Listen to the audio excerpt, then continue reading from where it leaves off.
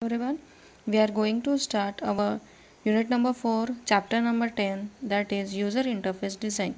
So, the blueprint, if we consider the blueprint, first one is what is the user interface design. It is easy to learn, easy to use, and easy to understand. We will elaborate it with one example. If the blueprint for a house is created, so it is not complete without a representation of doors, windows, and utility connections for the suppose such as for the water, electricity, and the telephone. So the doors, windows, and the utility connections for the computer software make up the interface design of a system. So the interface design focus on three areas of a concern. First one is the design of interfaces between software components, the design of interfaces between the software and other non-human producers and consumers of information, and the design of the interfaces between a human, that is the user, and the computer. So the user interface design has a much to do with the study of a people as it does with technology issues. Who is the user? How does the user learn to interact with the new computer based system? How does the user interpret information produced by the system, and what will the user expect of the system? So these are only a few of the many questions that must be asked and answered as a part of your user interface design. So first of all, we will see when we are going to design the user interface, there are some technical errors such as the lack of consistency, that is you are not getting what you are giving, and user expectation may be more than what you are developed. Too much memorizations is required, is no guidance or the helps, or the you are not providing you are providing the user interface but you are not guiding how to use that particular system. No context sensitivity of your interface, that is if you press some a button, what output it will generate, some poor responses or some arcane or the unfriendly user interface. So these are the some errors which are generated if you are not design a proper user interface. So we will see some golden rules to overcome these types of the errors. We will see some golden rules for designing our user interface. So basically it is of a three type. First one is a place the user in control, reduce the user's memory load, and make the interface consistent. We will elaborate one by one in detail. The first one is place the user in controls. The first one is place the user in control. If we said that the user, if the user said it solemnly, that is a system that reads my mind. It knows what I want to do before I need to do it and make it very easy for me to get it done. So this is the expectation of your user. But if what will be my first reaction? I just shake my hand and I will give the smile and but I pause for a moment. That is, there was absolutely nothing wrong with the user request. She wanted a system that reacted to her need and help her get things done. So she wanted to control the computer, not have the computer control her. So most interface constraints and restrictions that are imposed by the designer are intended to simplify the mode of interaction. But for whom? In many cases, the designer might introduce constraints and limitations to simplify the implementation of the interface. The result may be an interface that is easy to build but frustrating to use. So this is the overall scenario. So if we consider some design principle of place the users in the controls, the first one is define interaction modes in a way that does not force a user into unnecessary or undesired actions. If we take the example, if spell check is selected in a word processor menu, then the software moves to spell checking mode. Second one is provide for flexible interactions. Suppose a software might allow a user to interact via the keyboard, commands, mouse movements, digitizer pen, or the voice recognition command. So these every action is not amenable to every interaction. So if we consider the example, the difficulty of using keyboard command or the voice input to draw a complex shape. So this could be a difficulty which is suppose faced by your user. Third one is allow user interaction to interruptible. Third one is suppose the allow user uh, interactions to be interruptible and undoable. That is, the user should also be able to undo any actions. Such whatever the task the user will do, if any interrupt will become or interrupt sequences are come during the updation of your user, then that should be need to be recovered. That should be undone while you are presenting or while working with your system. Next one is a streamline interaction as a skill level advance and allow the interaction to be customized. That is, customize the interface to facilitate interaction of users with the system. That is, you should have to customize the interaction of your system with your user.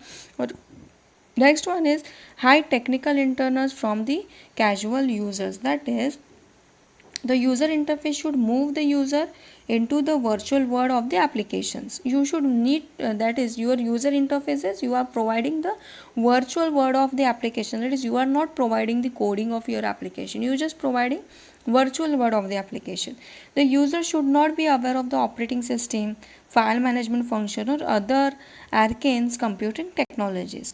Next one is design for direct interaction with objects that appear on the screen. That is, if an application interface that allows a user to stretch an object, it is an implementation of a direct manipulation. That is, you should need to provide the direct manipulation of your application.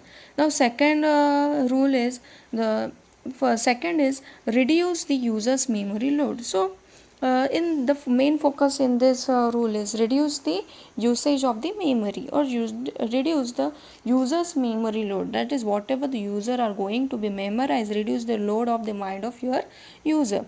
So first one is the system should remember patient information and assist the user with an interaction scenario that assists recall. The some principles are: first one is reduce demand on short memory. First one is reduce demand on short term memory. So this is, the interface should be designed to reduce the requirement to remember past actions and the results. So second one is establish meaningful defaults. That is, user should be able to specify individual preferences. That is, you should need means whatever the design you are given, your user should be able to specify the preferences of the individual activities.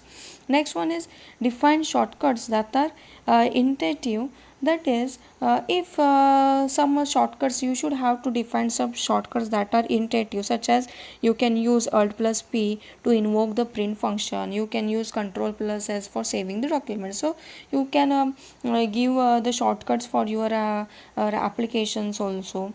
Next one is the visual layout of the interface should be based on a real world metaphor.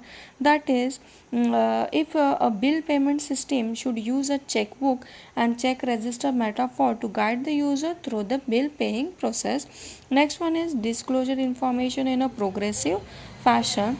We can say that is, if a common to many word processing application, it is the underlying function. That is, if the function itself is one of the number of a function under the text style menu, every underlying capability is not listed.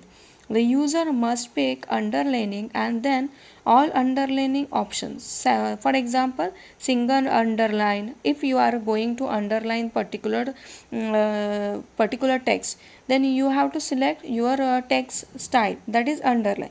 Now once you click on the underline, it will shows the more functions, such as you can do single underline, double underline, dash underline. So this is all disclosure of the fashion. Now third rule is make the interface consistent. Now the make the interface consistent, that is, the interface should present and acquire information in a consistent fashion. This implies that all visual information is organized according to a design standard that is maintained throughout all screen display, or input mechanisms are constrained to a limited set that is used consistently throughout the applications, and mechanisms for navigating from task to task and consistently defined and implemented. So these some principles is also involve some principle. The first principle is allow the user to put the current task into a meaningful context. That is, for example, if it is a Windows title, graphic icons, consistent color coding, then which enables the user to know the context of the work at a hand. That is, you can perform your work by titling, by icons. That is your computer icon. That is your my computer icons or your recycle bin icon. This will tells that the recycle bin storing your all the deleted files. So you can provide this type of presentation or user interface. And second one is maintain consistency across a family of application. That is, a set of applications or products should all implement the same design rule so that consistency is maintained for all interactions. And third one is, if past interactive models have created user expectations, do not make changes unless there is a compelling reasons to do so. That is, once a particular interactive sequence has become a de facto, understand, if we take the example as alt dash s, so it is to save a file. If we can say changes at alt dash s can use for the scaling, so this will create the confusion. So uh, if you create one shortcut for one application, then you can create it for means avoid creating the same shortcut for another function. Now next one is the user interface design model. So basically the user interface, the overall process for analyzing and designing a user interface is begin with the reaction of different modules of the system function. So basically here are the four models. First one is a user model, design model, mental model and implementation model. So these four different models are used. A human engineer or the software engineer establish a user model. The software engineer creates a design model. The end user develop a mental image that is often called the user mental model or the system perception, and the implementers of the system creates an implementation model. So this is who are creating these particular models. So the first one is the user model. We will see what is the user model. So the user model establishes the profile of an end user of the system. To build an effective user interface, all design should begin with an understanding of the intended user, including profile of their age, sex, physical abilities, education, cultural. So these are the motivations, goals of the personality. Or we can categorize it as no voice, that is no synthetic knowledge of the system. Or it could be a knowledgeable, that is intermittent user, that is reasonable semantic knowledge of the application but relatively low recall of the syntactic information. Next one is a knowledgeable or the frequent users, such as we can say that good semantic and the syntactic knowledge. Or next one is the design model. So design model realization of the user model, that is a design model of the entire system incorporates data, architecture, interfaces and procedural representation of the software. So the requirement specification may establish certain constraints that help define the user of the system, but the interface design is often only incidental to the design models. So the user mental model is a system perception, is the image of the system that end user carry in their head.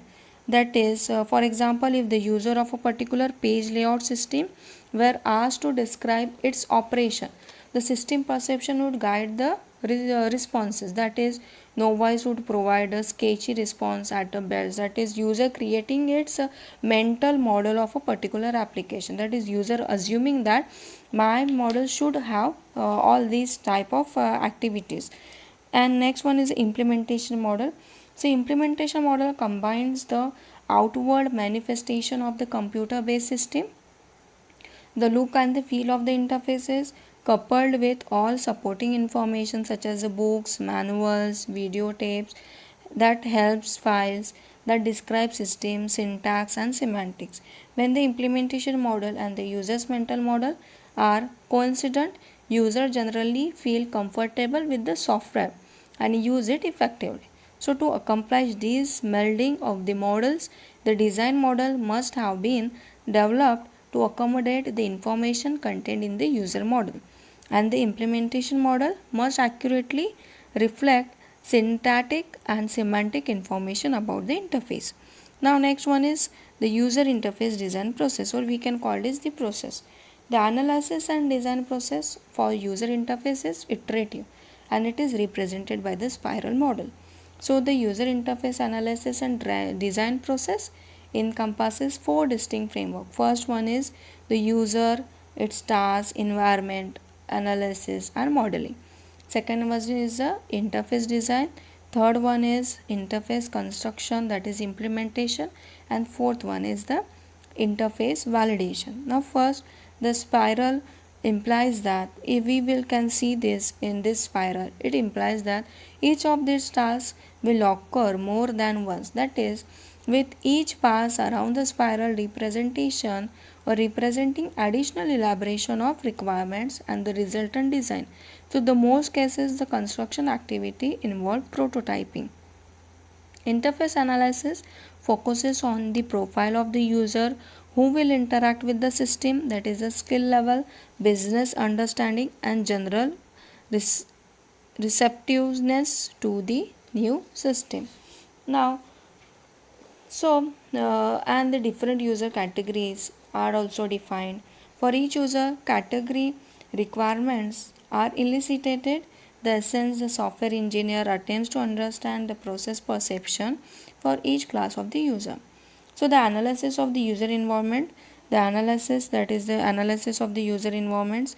The analysis, this one is the phase, the analysis of the user environment, and focuses on the physical work environment among the questions to be asked, such as what will the interface to be located. That is, first one is the type of the interface. Will the user be sitting, standing, or performing other task unrelated to the interface?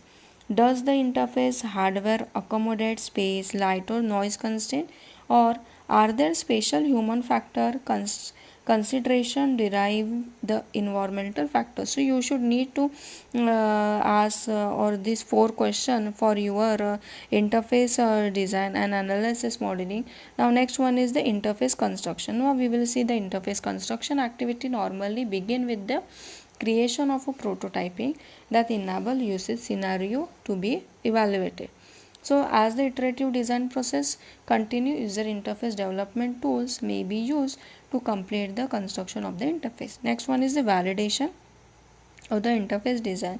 So the validation focuses on the ability of an interface to implement every user task correctly, to accommodate all task variations, and to achieve all general user requirements, or the degree to which the interface is easy to use and easy to learn, and the user acceptance of the interface as a useful tools in their work. So this is all your spiral model, which will define the process of the user interface. So this is till the point we study. We will see the next point in the next slide. Thank you.